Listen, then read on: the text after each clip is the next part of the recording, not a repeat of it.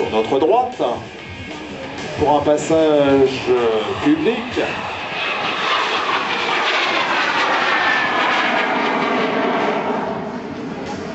Le segment sera associé à une foule de records au nom des plus grands pilotes français, Jules Védrine, Roland Garros, Michel Détroyat notamment, et à bon nombre de tâches héroïques des combats de l'armée de l'air, notamment la bataille de France, à bord des chasseurs Morane-Saulnier 406.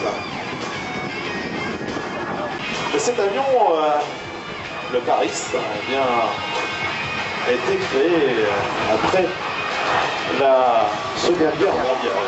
C'est un avion en réaction.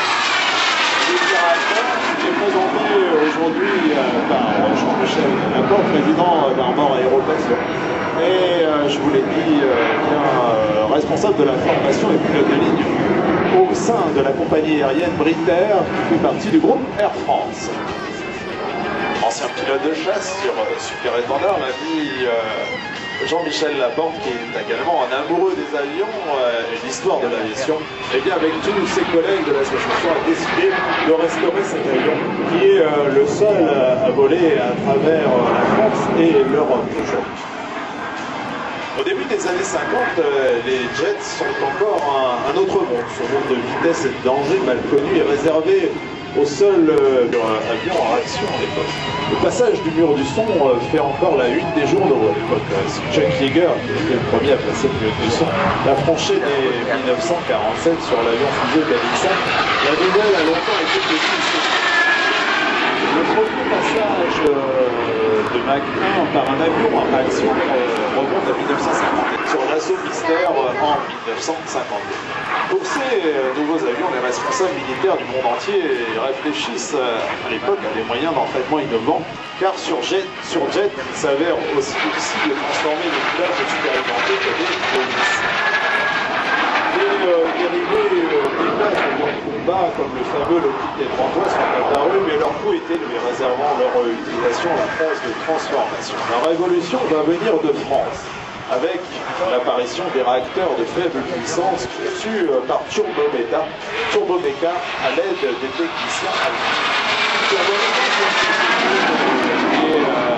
Qui existe toujours, qui est basé dans le sud de la France, du côté de Biarritz, et qui avait été créé par Józef Sidowski, qui est un immigré polonais, qui était venu en France et qui s'est fait connaître avant la Seconde Guerre mondiale, notamment en développant des turbocompresseurs qui allaient équiper les moteurs hispano-suiza, qui eux-mêmes allaient équiper les célèbres chasseurs de Votin, les 520, qui volaient dans l'armée de l'air.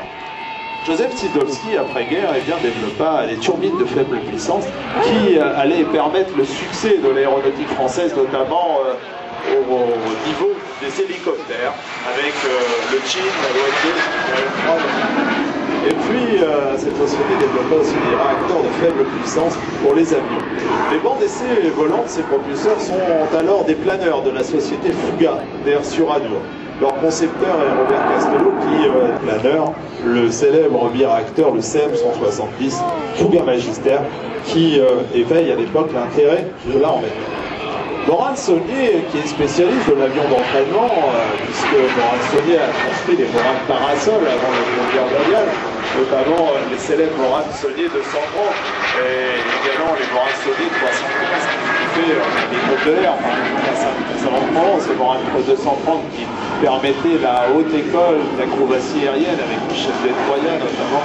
Eh bien, cette société Morane-Saulnier qui construisait ces Morane Parasol avant-guerre réagit aussitôt en concevant un biplace école autour de ces deux réacteurs Turbomeca Marboré qui développent 400 kg de visibilité de l'instructeur assis en place arrière. L'avion concurrent, c'était Fuga Magister, bien sûr. Et René Gauthier, qui était l'ingénieur en chef des avions Morane-Saulnier, et ses collaborateurs ont opté pour la configuration biplace un tracement privilégié lors de la conception de cet avion, réduire le temps de maintenance. Premier avion d'entraînement moderne mis en service en nombre depuis les Morane Parasol, les Morane-Saulnier 475 Vano avaient mis en lumière la nécessité d'un entretien simplifié. Dans ce but, Morane-Saulnier il a coulé par exemple le célèbre CERO, qui était centre d'entraînement pour les réserves actives. Aujourd'hui, la plus haute prototype du Morane-Saulnier 755 est emmené ensuite à Melun-Villars, où beaucoup fameux essais, des prototypes des années 50 et 60 français ont été effectués pour débuter donc les essais en vol. 6 mois après le premier vol du Fouga.